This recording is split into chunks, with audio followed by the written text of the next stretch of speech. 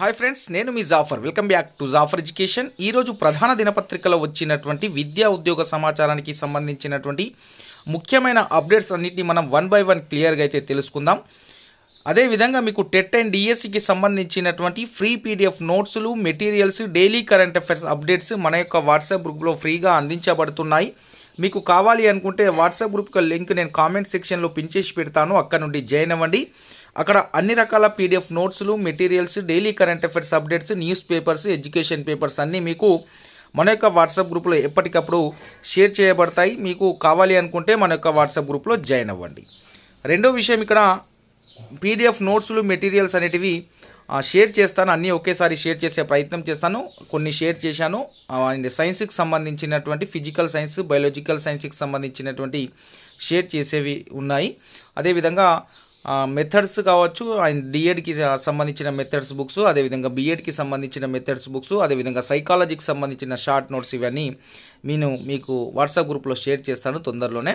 So ఈ DSC ప్రక్రియ నడుస్తుందనేది దాని ఉద్దేశంతో ఇవి షేర్ చేయట్లేదు. సో ఇది కంప్లీట్ అవ్వగానే మీకు అన్నీ ఒకేసారి షేర్ చేసే ప్రయత్నం అయితే చేస్తాను. ఈ డిఎస్సి ప్రక్రియ పూర్తిగా లేదు, ఓన్లీ జిఆర్ఎల్ వచ్చిన వెంటనే మన యొక్క పీడిఎఫ్ నోట్స్లు అనేవి మళ్ళీ మీకు షేర్ చేసే ప్రయత్నం చేస్తాను. అలాగే టైం ఉన్నప్పుడల్లా ఉన్న పీడిఎఫ్ నోట్స్లను కూడా మళ్ళీ నేను షేర్ చేసే ప్రయత్నం అయితే చేస్తాను, గమనించండి.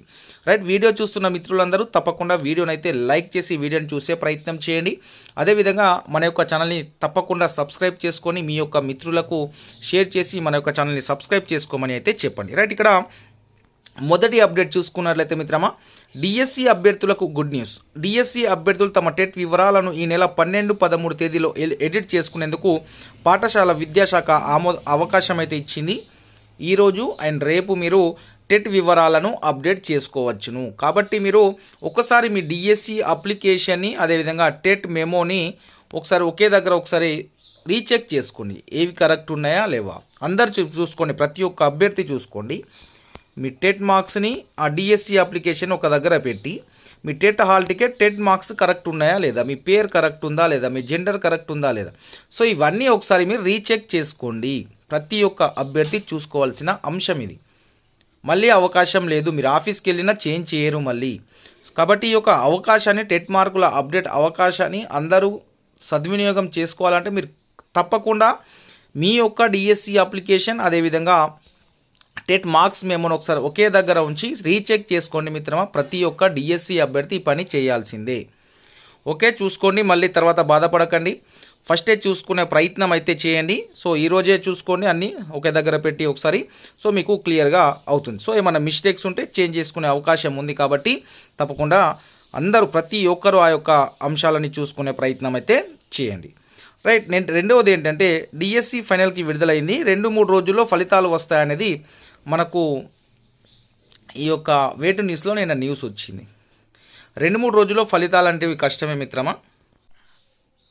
మినిమం ఈ జిఆర్ఎల్ రావడానికి, అంటే ఇలా డిఎస్సి ఫలితాలు టెట్ ప్లస్ డిఎస్తో కలిపి ఆ జిల్లాల వారీగా జిఆర్ఎల్ ఇస్తారు. అంటే డిస్టిక్ వైజ్ జిఆర్ఎల్ అనేది వస్తుంది, డిస్టిక్ వైజ్ ర్యాంక్ అనేది. సో ఇది రావడానికి మినిమం మనకు ఈ మంత్ లాస్ట్ పడుతుంది మిత్రమా. సెప్టెంబర్ లాస్ట్ వీక్లోనే ఇది రావడానికి సాధ్యమవుతుంది. ఎందుకంటే ఇక్కడ ఫైనల్ కీ మీద కూడా చాలామంది ఆబ్జెక్షన్ చేశారు. రివైజ్డ్ ఫైనల్ కీ ఇవ్వాలి. సో రివైజ్డ్ ఫైనల్ కీ ఇవ్వకపోయినా దానిలో చేంజ్ చేసి ఫలితాలు ఇవ్వాల్సి ఉంటుంది. కాబట్టి సో ఆ చేంజ్ అయిన అంశాన్ని కూడా మళ్ళీ సాఫ్ట్వేర్లో అప్డేట్ చేయాల్సి ఉంటుంది. కాబట్టి సో మనకు జిఆర్ఎల్ అనేది ఈ మంత్ ఎండింగ్ వరకు వచ్చే అవకాశం అయితే మనకు స్పష్టంగా కనిపిస్తూ ఉంది. రైట్, ఇది డిఎస్సికి సంబంధించి, జిఆర్ఎల్కి సంబంధించినటువంటి మన దగ్గర ఉన్నటువంటి అప్డేట్స్ అయితే ఈ విధంగా ఉన్నాయి. రైట్, ఇక్కడ డిఎస్సి ఫలితాల విడుదలకు తీవ్ర కసరత్తు అయితే చేస్తుంది. రైట్, ఒకవేళ ఫైనల్ కీ మీద మళ్ళీ ఆబ్జెక్షన్ వెళ్ళకపోతే తప్పకుండా మీకు సెకండ్ వీక్లోనే దీనికి సంబంధించినటువంటి, అంటే 15 వరకు 16 వరకు మీకు డిఎస్సికి సంబంధించి జిఆర్ఎల్ వచ్చే అవకాశం ఉండే. కానీ ఫైనల్ కీ పైన కూడా ఆబ్జెక్షన్స్ ఉన్నాయి కాబట్టి సో దానికి కొద్దిగా టైం తీసుకోవాల్సిందే. కాబట్టి ఆ చేంజ్ చేసి సాఫ్ట్వేర్ అప్డేట్ చేయాలి. కాబట్టి సో దానికి ఒక 3-4 డేస్ 5 డేస్ టైం పడుతుంది. సో మొత్తానికి మనకు లాస్ట్ వీక్ వరకు అయితే ఈ జిఆర్ఎల్ అయితే, జనరల్ ర్యాంకింగ్ లిస్ట్ అయితే జిల్లాల వారీగా అయితే రాబోతుంది. ఇది డిఎస్సికి సంబంధించిన ముఖ్యమైన అప్డేట్స్. నేను ఒక విషయం మీకు సూచించాను,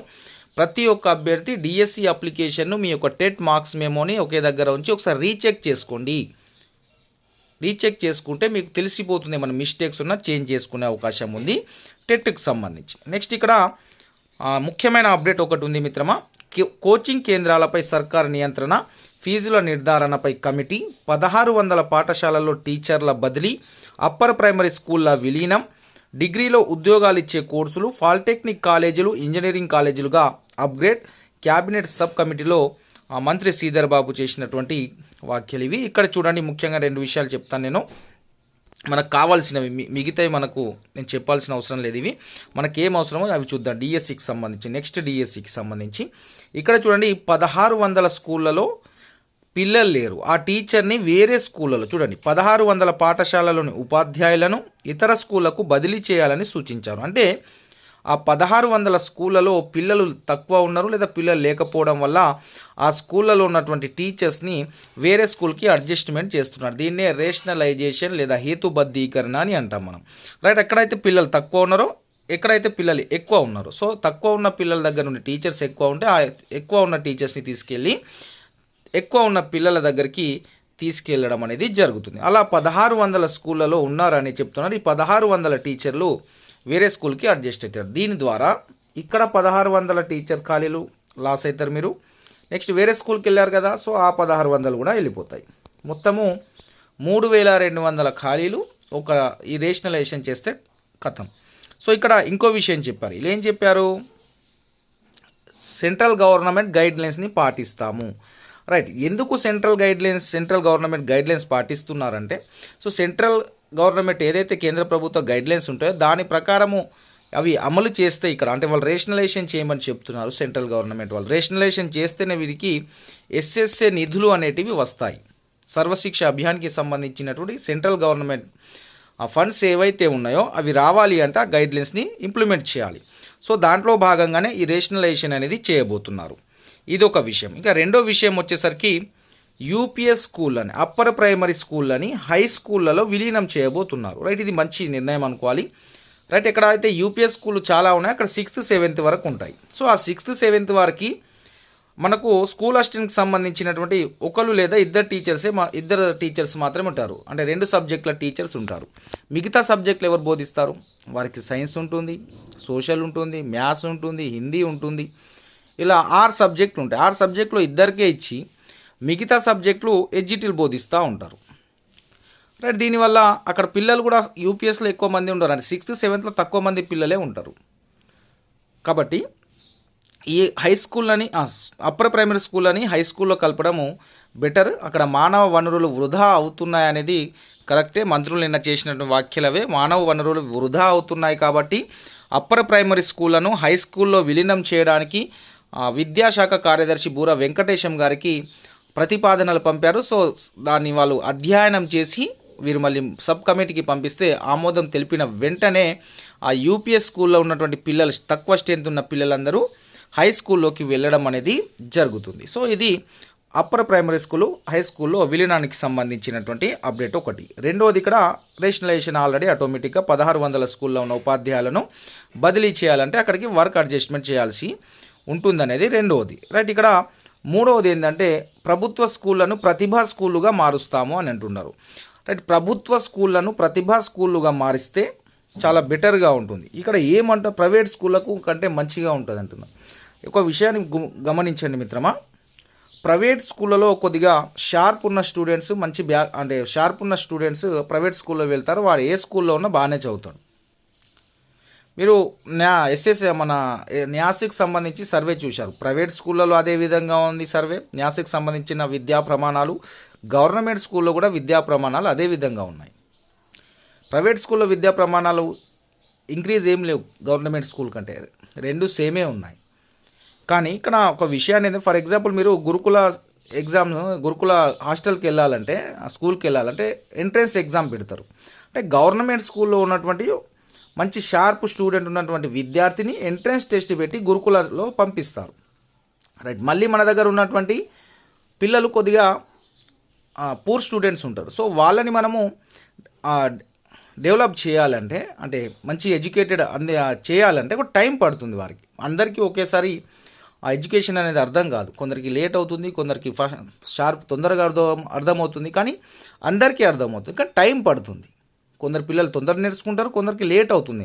లేట్ అవుతుందని పిల్లల్ని మనము ఏం చేయలేమంటే పిల్లల్ని మనము ఈ భయపెట్టించడం కానీ ఇలాంటివి చేయకూడదు. పిల్లల్ని మంచిగా చెప్పాలి, టైం ఇవ్వాలి వాళ్ళకు. సో చదువుతూ ఉంటారు. సో ఆ విధంగా నడుస్తూ ఉంటుంది విద్యా వ్యవస్థలో.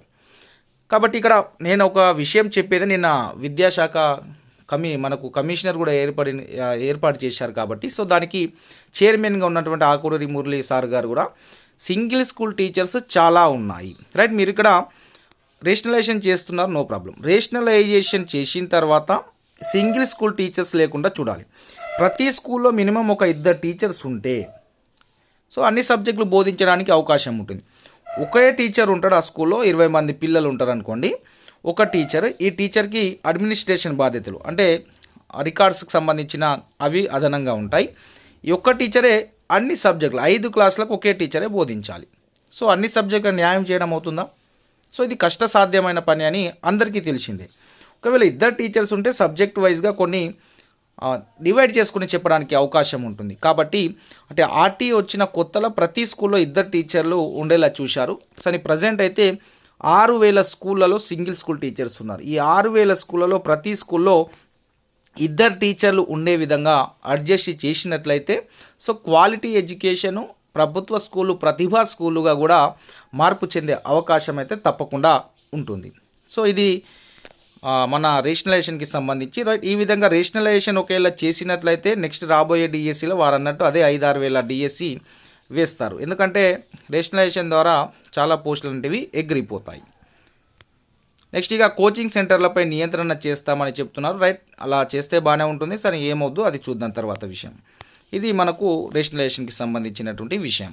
ఇంకా నెక్స్ట్ ఇక్కడ 1284 ల్యాబ్ టెక్నీషియన్ పోస్టులకు నోటిఫికేషన్ విడుదలైంది నిన్ననే. ఈ నెల 21 నుంచి అక్టోబర్ 5 వరకు దరఖాస్తులు చేసుకోవచ్చును. నవంబర్ 10న సిబిటి పద్ధతిలో పరీక్ష ఉంటుంది. కాంట్రాక్ట్ అవుట్సోర్సింగ్ వారికి వెయిటేజ్ ఉంటుంది. ప్రజారోగ్య సంచాలకుల విభాగంలో అత్యధికంగా 1088 పోస్టులు అయితే ఉన్నాయి. ఇక్కడ ఒకసారి చూసుకున్నట్లయితే ఇవి మనము మొత్తం 1284 పోస్టులు 1088 ప్రజారోగ్య సంచాలకుల విభాగంలో ఉన్నాయి. 183 తెలంగాణ వైద్య విధాన పరిషత్ ఆసుపత్రులు, మరో 13 హైదరాబాద్లో ఉన్నాయి. సో అదేవిధంగా 218 ఖాళీల వివరాలను ఒకసారి చూసుకునే ప్రయత్నం అయితే చేయండి. సో ఏమని ఉంటే ఈ www.mhsrb.telangana.gov.in మీరు అప్లికేషన్ చేసుకోవాల్సి అయితే ఉంటుంది. ఇది ల్యాబ్ టెక్నీషియన్కి సంబంధించినటువంటి అప్డేట్స్, రైట్. ఇవి ముఖ్యమైన అప్డేట్స్ అయితే ఈ విధంగా ఉన్నాయి. సో మీకు ఏమైనా డౌట్స్ ఉంటే కామెంట్ చేసే ప్రయత్నం అయితే చేయండి. సో ఏ అంశాలున్నా మీకు ఎప్పటికప్పుడు అందించే ప్రయత్నం చేస్తాను. విద్యార్థుల సమాజం కోసం ఆలోచించేలా తీర్చిదిద్దాలని మంత్రి సీతక్క సూచించారు. మహిళలపై అరాచకాలకు పాల్పడితే ఎలాంటి శిక్షలు ఉంటాయో పాఠ్య పుస్తకాల్లో చేర్చాలని, 5 నుంచి 6 తరగతుల టెక్స్ట్ బుక్స్లలో ఈ అంశాలను పాఠాలుగా చేర్చాలని ఆమె సూచించడం జరిగింది, రైట్. ఇక్కడ ఫ్యూచర్లో చాలా మార్పులు అయితే రాబోతున్నాయి ఎడ్యుకేషన్ డిపార్ట్మెంట్లో. సో మార్పులు చాలా బెటర్గా ఉండే అవకాశం కూడా ఉంది. కాబట్టి నెక్స్ట్ రాబోయే డిఎస్సీలు కూడా మంచి నోటిఫికేషన్ ఉంటే చాలా బాగుంటుంది. కానీ రేషనలైజేషన్ వల్ల ఖాళీలు అయితే కొద్దిగా తగ్గే అవకాశం అయితే మనకు కనిపిస్తూ ఉంటుంది, రైట్. ఇంకే అప్డేట్స్ ఉన్నా నేను మీకు పంపించే ప్రయత్నం అయితే చేస్తాను. Thank you so much.